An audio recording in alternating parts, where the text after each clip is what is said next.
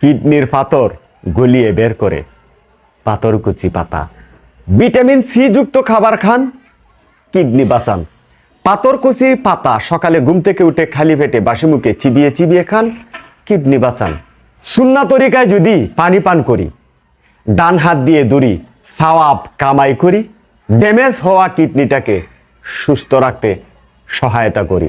পানি পান করার সময় বিসমিল্লাহ বলি, বসে বসে পানি পান করি, আস্তে আস্তে পানি পান করি, বসে বসে পানি পান করে সুন্নাহ পদ্ধতিতে সওয়াব কামাই করি, কিডনিটাকে ভালো রাখি। খাবার শেষে আলহামদুলিল্লাহ বলি।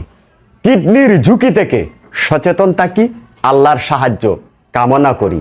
পাথরকুচির পাতা একটা দুইটা ঘুম থেকে উঠে সকালে খালি পেটে চিবিয়ে চিবিয়ে খাওয়ার অভ্যাস গড়ে তুলি। ভিডিওটি ভালো লাগলে লাইক, কমেন্ট, শেয়ার কামনা করি।